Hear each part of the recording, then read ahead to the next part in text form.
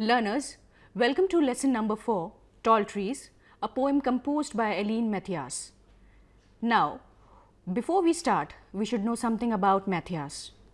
Eileen was born on 25th July 1921 to the late Walter and Emma Cecil. She and her late husband Ralph Mathias had two children, Larry Mathias of Midvale and Beverley Adeems of Uruguay. She passed away on April 16, 2014. She retired from Fab, Ohio in Uruguay after 20 years of service as a librarian. Mary graduated from Washington University in St. Louis, where she majored in aerospace engineering. Before we read the poem, let's talk something about the trees. In how many ways are trees useful to life on Earth? What would the world be without trees? What do the trees symbolize? What message do the trees give us?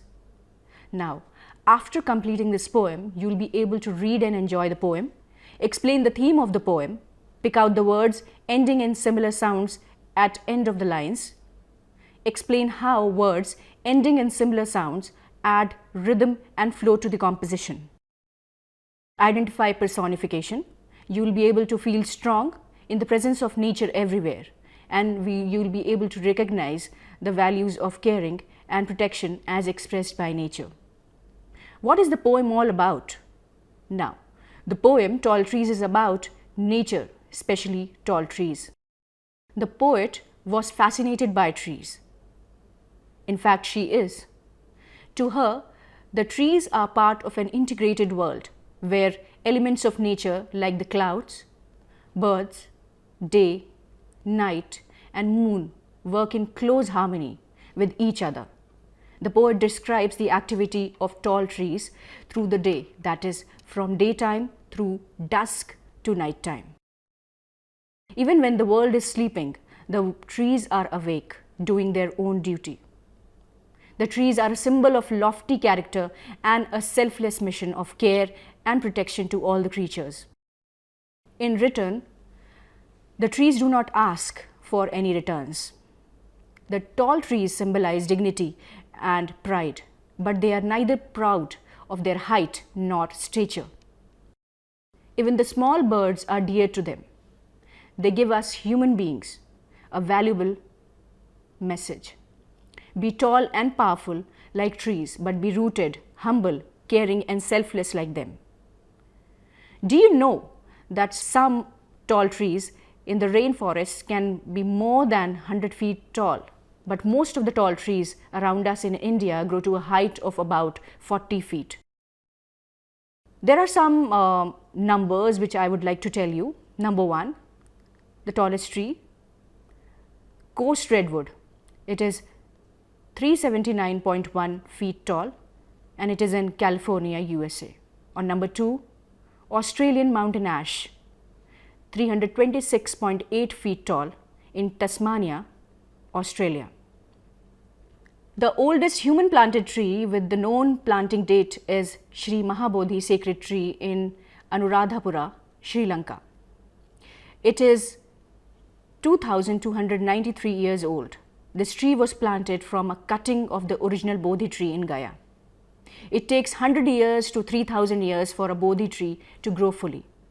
Let us now read the poem once.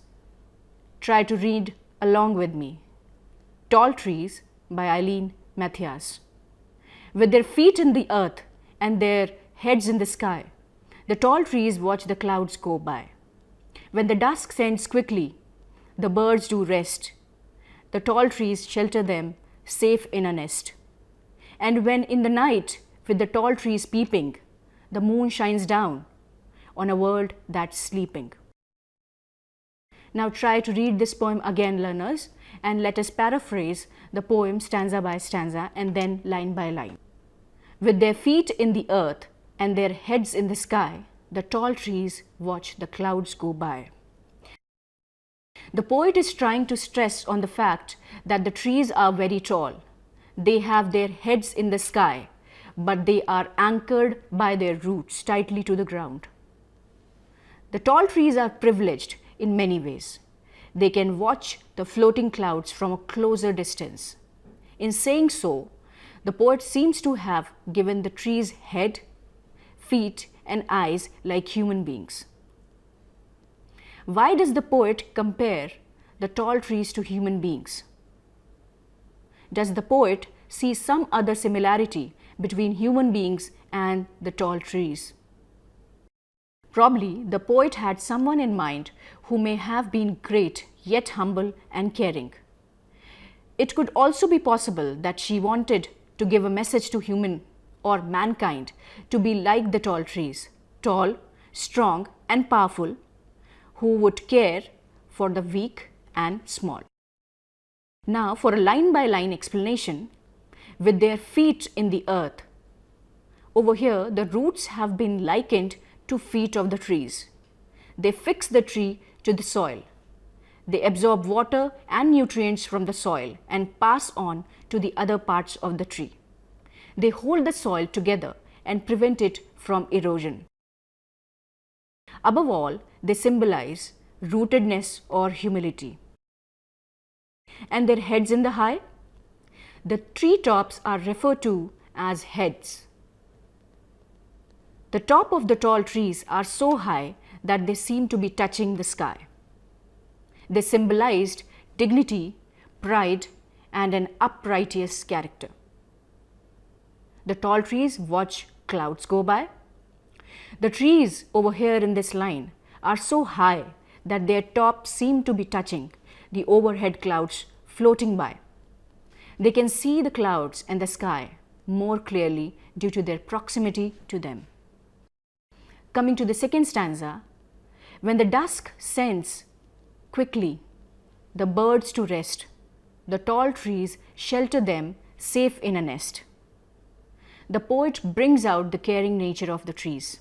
In the evening, when the sun sets and night is approaching, the trees wait for their little birds to return to their nests after a day-long toil. Meanwhile, it takes care of their nests when they are away, thus providing them with comfort, safety, and shelter. Now let's explain this very stanza line by line. When dusk sends quickly the birds to rest. Sunset or dusk time is there for everyone to retire to their respective homes. The birds too try to fly back to their nests before it gets dark. The tall trees shelter them in their nests. What do the trees do at this time? They wait like anxious mothers for the return of their babies back home, where their bed is ready in the nest for a good rest. The trees protect their nests safely in their branches. Now, learners, stanza number 3. And then in the night, with the tall trees peeping, the moon shines down on a world that is sleeping. In this stanza, the poet has brought out a night scene when life comes to a standstill and every creature on the earth wants to rest. The tall trees stand like watchful guards along with the moon to keep a vigil on the sleeping world. It allows moonlight to filter through its branches so as to provide some light in the dark night.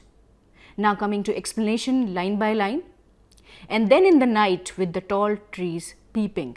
At night time, the trees keep a vigil on the world down below and allow moonlight to peep through their branches like little torchlight rays. The moon shines down on the world that is sleeping. They allow the moon to peep down through their branches so as to allow it to keep a watch like a guard on the world that is sleeping. I hope you were able to understand the poem stanza by stanza and line by line. Now, coming to the central idea of the poem. Number 1, be selfless like a tree which gives shelter to the birds. Be tall like a tree, and it implies living a life of dignity and uprightness. Be taller than life. Be rooted to the earth implies to be humble. Ennoble life by living in harmony with nature. Be selfless in all that you do protect, and respect. The poet presents an integrated picture of nature.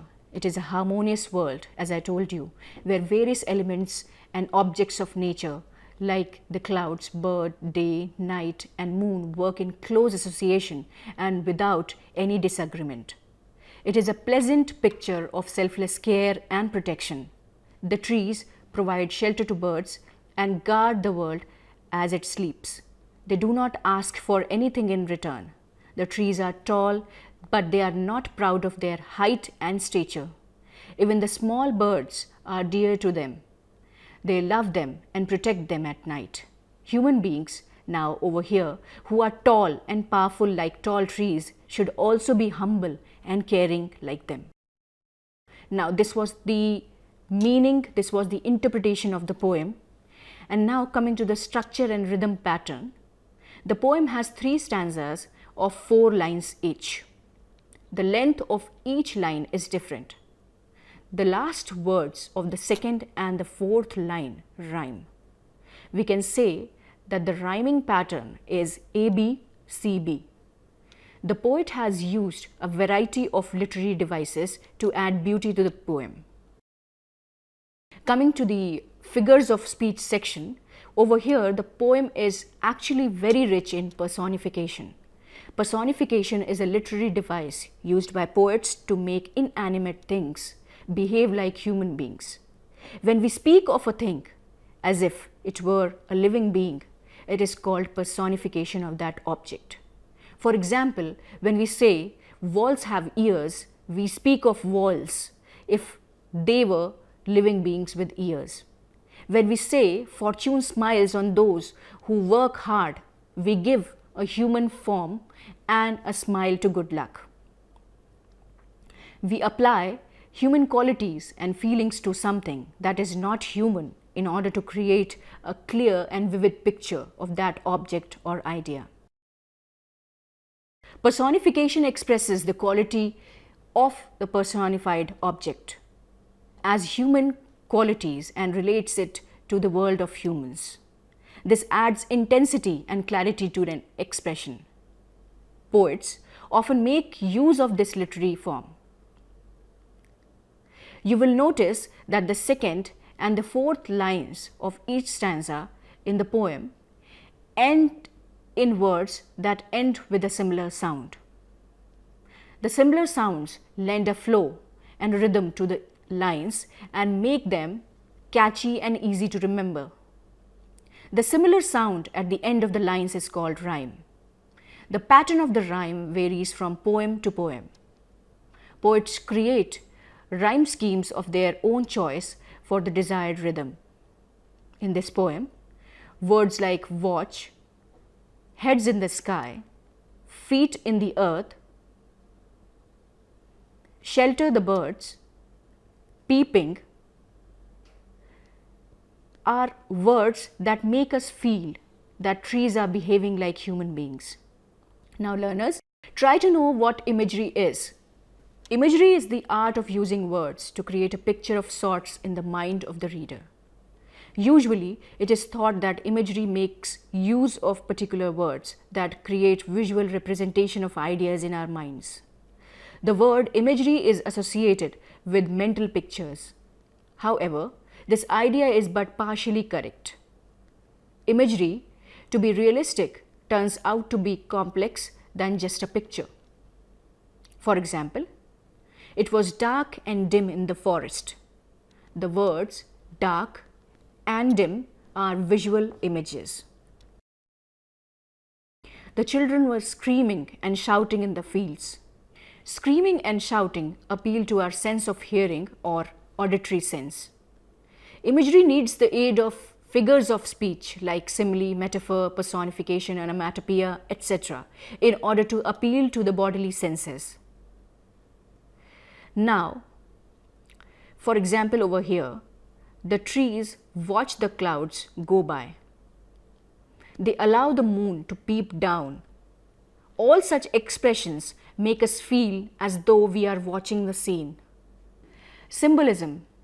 Now learners, symbolism over here is very important, which is actually the use of symbols to signify ideas and qualities by giving them symbolic meanings that are different from their literal sense. Symbolism can take different forms. Generally, it is an object representing another to give it an entirely different meaning that is much deeper and much more significant. Sometimes, however, an action, an event, or a word spoken by someone may have a symbolic value. For instance, smile is a symbol of friendship. Similarly, the action of someone smiling at you may stand as a symbol of the feeling of affection which that person has for you. Symbols do shift their meanings depending on the context they are used in. A chain, for example, may stand for union as well as imprisonment. Thus, symbolic meaning of an object or an action is understood by when, where, and how it is used. It also depends on who reads them. To develop symbolism in his or her work, a writer utilizes other figures of speech like metaphors, similes, allegory as tools. The tall trees here symbolize many things, such as the top of the trees symbolize heights to which one would like to reach. Number 2, uprighteous character of the highest order. Next, it symbolizes pride and dignity. Here, the roots symbolize steadfastness, rooted to the culture, humility. Coming to the tone and style of the poem, the tone of the poem is the attitude you feel in it. The writer's or the poet's attitude towards the subject or audience. The tone in a poem of praise is approval. In a satire, you feel irony. In an anti-war poem, you may feel protest or moral indignation.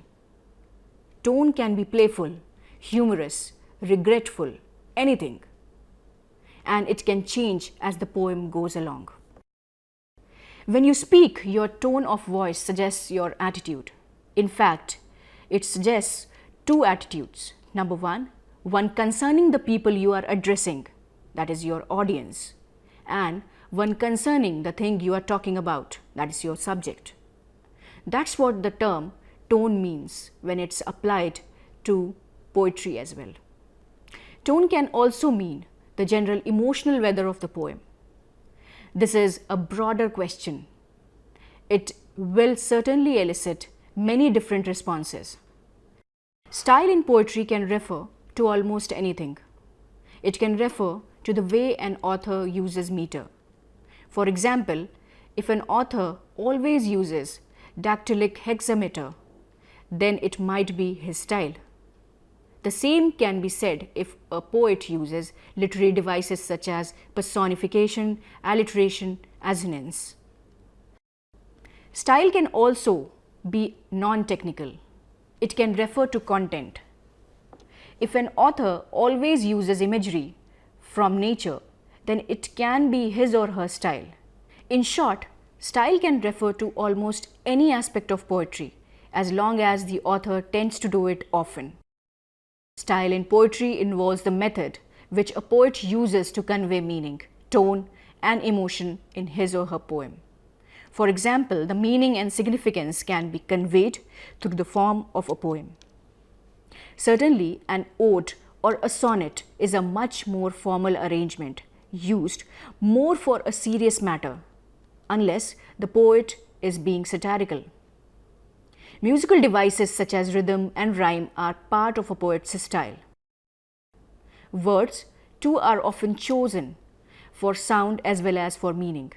An essential element is repetition, which reinforces meaning while variation invites interest.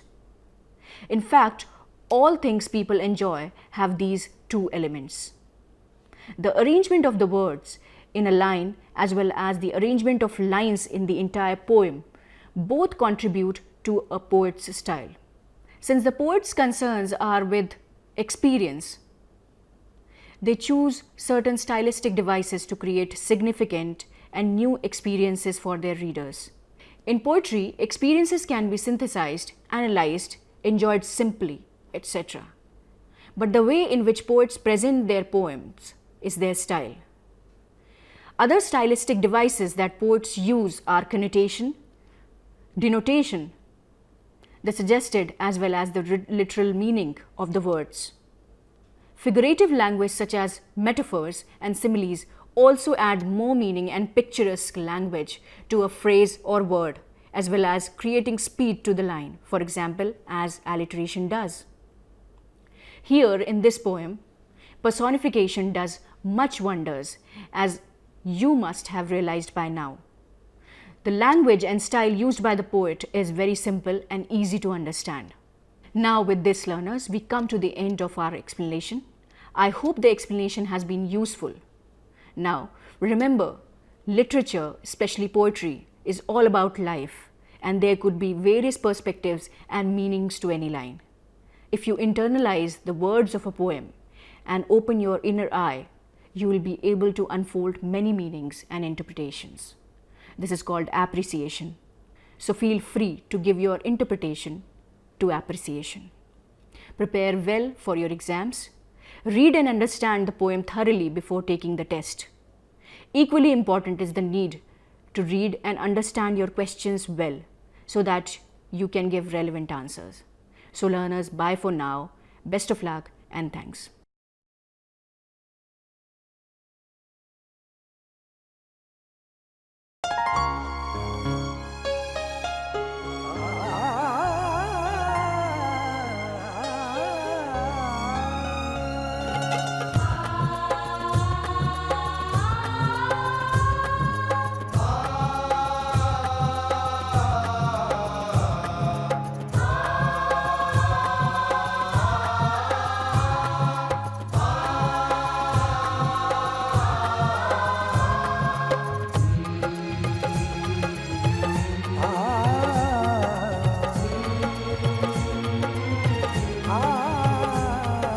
जीवन ये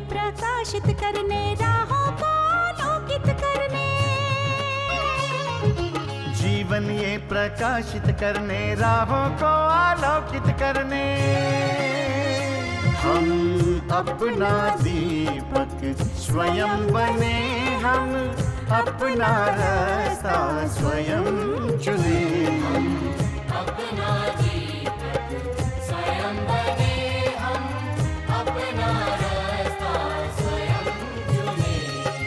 जीवन ये प्रकाशित करने राहों को आलोकित करने।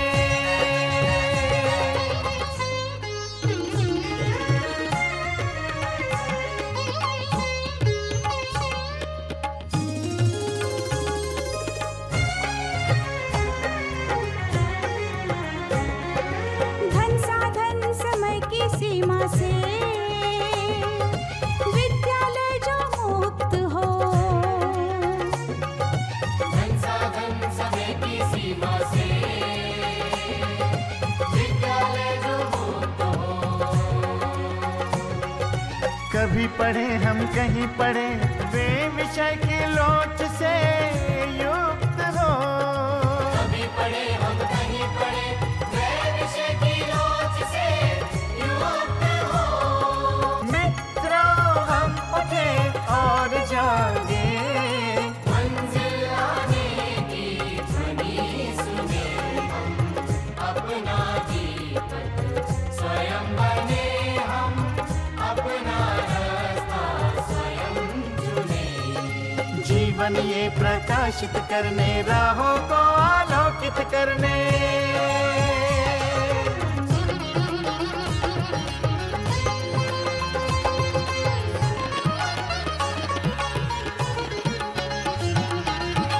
राष्ट्रीय मुक्त विद्यालय का है द्वार खुला सबकी खातिर। शिक्षा परीक्षा का अवसर एक बार ही क्यों मिलता फिर। शिक्षा और परीक्षा का अवसर एक बार ही क्यों मिलता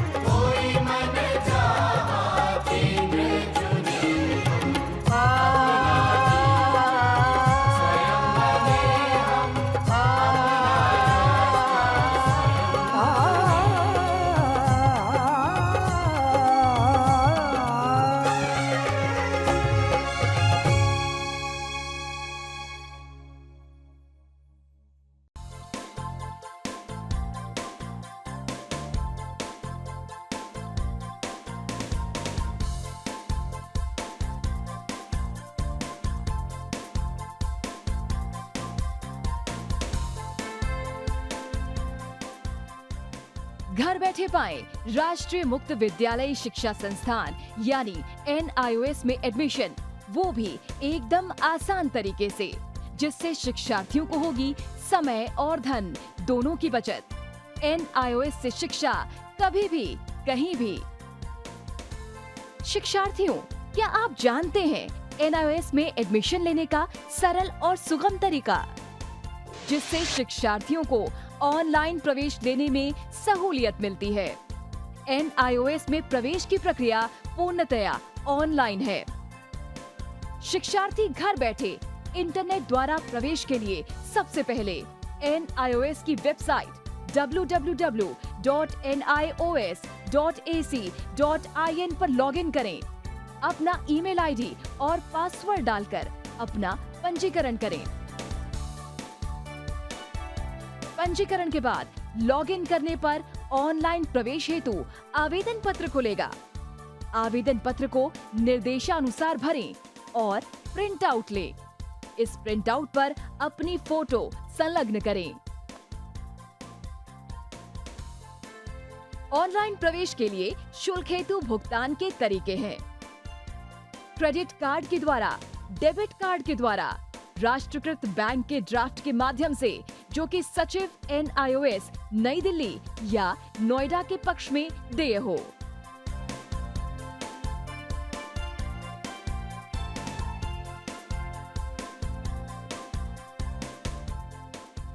भरे हुए आवेदन पत्र के साथ साथ डिमांड ड्राफ्ट और संलग्न किए जाने वाले दस्तावेज हैं: जन्म रजिस्ट्रार के जिला कार्यालय से जारी जन्म प्रमाण पत्र की सत्यापित प्रति, जिसमें जन्म तिथि अंकित हो, पिछले विद्यालय से प्राप्त विद्यालय छोड़ने का प्रमाण पत्र, जिसमें आवेदक की जन्म तिथि लिखी हो। प्रवेश फॉर्म का प्रिंट आउट NIOS के संबद्ध क्षेत्रीय केंद्रों पर 10 दिनों में पहुंच जाना चाहिए, अन्यथा उचित दस्तावेज न लगे होने पर आवेदन फॉर्म रद्द किया जा सकता है। प्रवेश प्रक्रिया की पुष्टि होने के बाद शिक्षार्थियों को परिचय पत्र व अध्ययन सामग्री डाक द्वारा तुरंत पहुंचाई जाती है। ऑनलाइन प्रवेश एक बहुत ही सुगम और सुविधाजनक प्रवेश प्रणाली है। Online on time for safe and secure admission. Hindustan के हर कोने में नौजवानों के पास प्रतिभा है, उन्हें अवसर चाहिए। NIOS देता रहा है युवाओं को अवसर आगे बढ़ने का। NIOS से पढ़ने वाले इन युवाओं ने किया है संस्थान को गौरवान्वित। दिव्यांगों ने बन के दिखाया है सबल और आत्मनिर्भर। NIOS के साथ आप भी जुड़िए NIOS के संग।